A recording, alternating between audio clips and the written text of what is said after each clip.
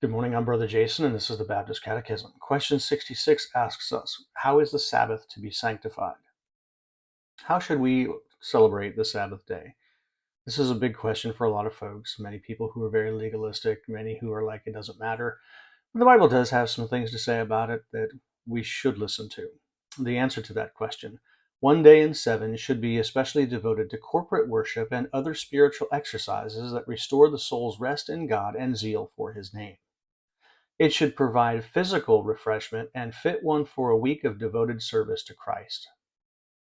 The problem with the way many people approach the Sabbath, a day of rest, is so many people who do not even recognize it for what it is. Many people who will work all day long at their recreational activities, and they end up more exhausted at the end of that day than they could have been had they just taken a day and relaxed and enjoyed it and enjoyed the presence of God. So the Bible tells us what God was telling the children of Israel. Leviticus chapter 23, verse 3 says this: For 6 days work may be done, but on the seventh day there is a Sabbath of complete rest, a holy convocation. You shall not do any work. It is a Sabbath to the Lord in all your dwellings. And God's intention here was that people would just stop and that they would relax. If you work hard 6 days a week, you need a day off. But if you're not working at all, then maybe you do need a little work. Here's the problem though. When we've worked all week and then we work all weekend and we don't take a day to stop, sooner or later you're going to get wore out and your body's going to end up with all sorts of physical ailments and problems. God didn't design you to work 7 days a week perpetually. He worked 6 days and rested one. He wants you to work 6 days and rest one. That's simple. Should be simple.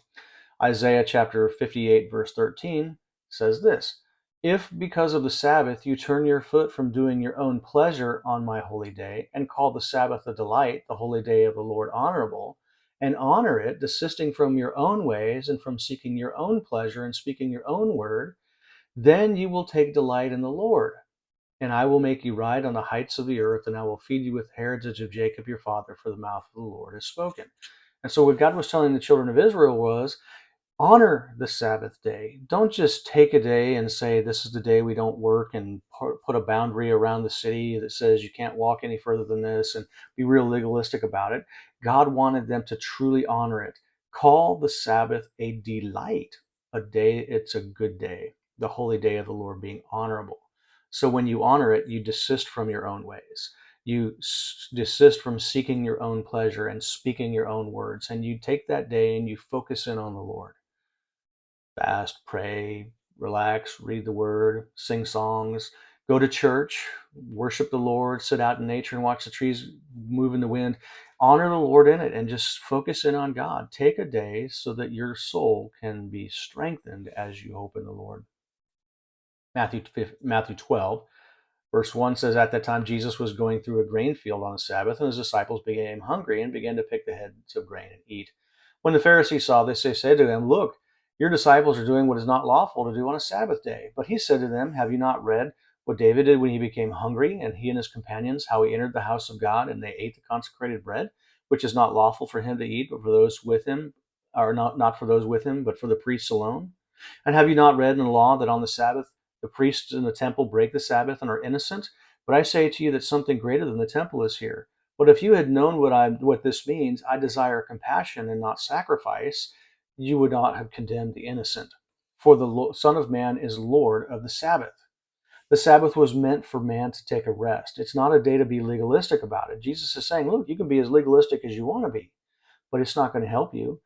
What God wants is this. He wants compassion, not the sacrifice of, not working. He's like, look, take this day and enjoy me, enjoy God.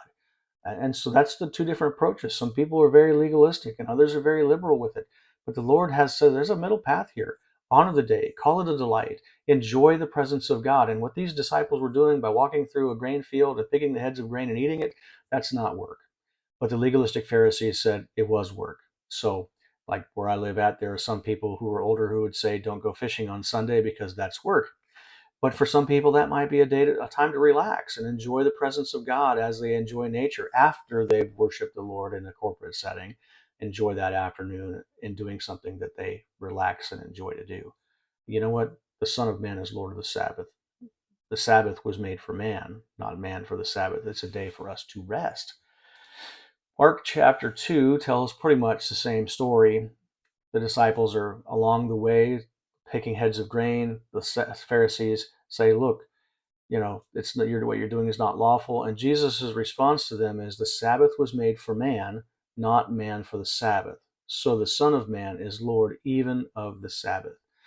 The Son of God was physically with the disciples. God was with them, and the Lord wanted them to enjoy him as they had a pleasure walk through the fields of grain on a Sabbath day. What a better way to honor the Lord than to spend time with him? Romans chapter 14, verse 5 and 6 says, one person regards one day above another. Another regards every day alike. Each person must be fully convinced in his own mind. He who observes the day observes it for the Lord, and he who eats does so for the Lord. For he gives thanks to God, and he who eats not, for the Lord he does not eat, and gives thanks to God. For not one of us lives for himself, not one of him dies to himself. For if we live for the Lord, or if we die for the Lord. And so whether we live or die, we are the Lord's. So if your Sabbath day, and you're fully convinced of it, is Sunday, then take that day and dedicate it to the Lord. If Saturday is your Sabbath day and you're fully convinced in your mind that that's the day you're supposed to rest, dedicate it to the Lord.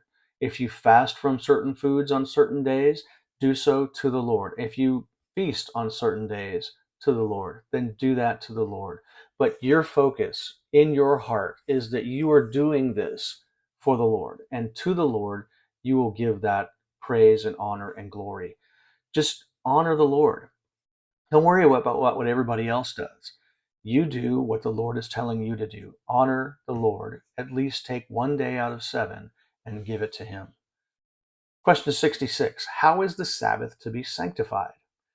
The answer, 1 day in 7 should be especially devoted to corporate worship and other spiritual exercises that restore the soul's rest in God and zeal for his name.